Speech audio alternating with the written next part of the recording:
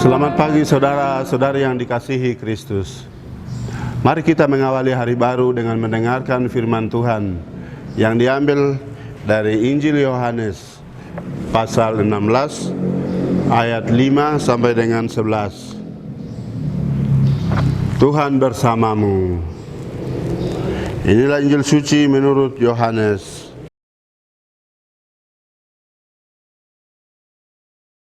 Dalam amanat perpisahannya, Yesus berkata kepada murid-muridnya, "Sekarang aku pergi kepada Dia yang telah mengutus aku, dan tiada seorang pun di antara kamu yang bertanya kepadaku, 'Kemana engkau pergi?'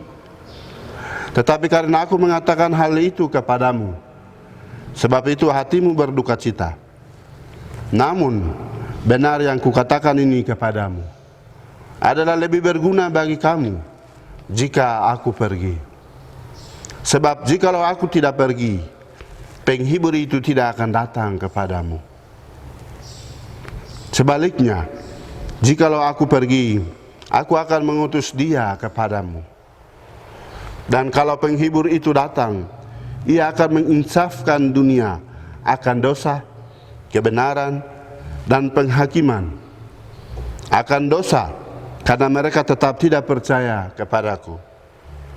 Akan kebenaran, karena aku pergi kepada Bapa, dan kamu tidak melihat aku lagi.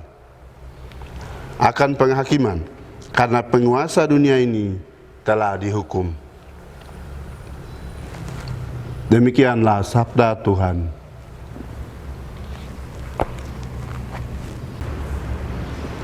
Saudara-saudari yang dikasihi Kristus, tema yang akan kita renungkan pada hari ini, jika aku tidak pergi, penghibur itu tidak akan datang.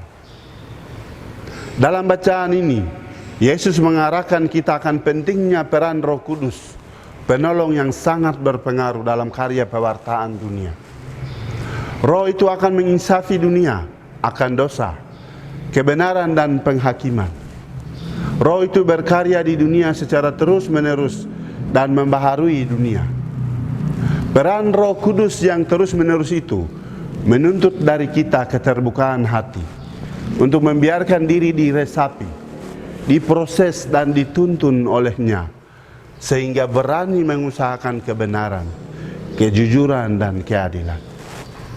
Di dalam semuanya itu, kehidupan kita dan dunia dijauhkan dari dosa dan didekatkan pada Tuhan. Yesus memaparkan kepada para murid mengapa Ia harus pergi. Jika aku tidak pergi, penghibur tak akan datang kepadamu. Apa pentingnya sang penghibur itu? Yang pertama, Dialah yang akan menginspirasi para murid bagaimana menjalankan karya pewartaan. Kedua, ketidakhadiran Yesus akan mendorong para murid menjadi matang dan dewasa dalam iman. Bersama Yesus, mereka akan selalu bergantung. Tanpa Yesus, mereka tidak punya pilihan lain selain berusaha, dan di dalam usaha itu, sang penghibur memainkan perannya. Saudara-saudari yang terkasih, Yesus menyadari saat akhir hidupnya bersama para murid yang dikasihinya. Dia tidak ingin mereka berduka cita dan terlarut dalam kesedihan. Dia berjanji mengirimkan anugerah Roh Kudus untuk menguatkan perjalanan dan pelayanan dalam mewartakan Injilnya.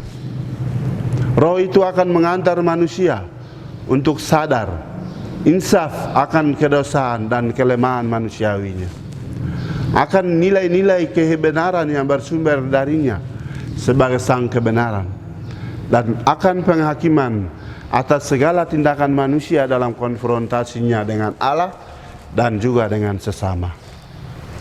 Dengan demikian, Dia memastikan kehadirannya dan selalu ada menyertai perjalanan dan pergumulan hidup gereja.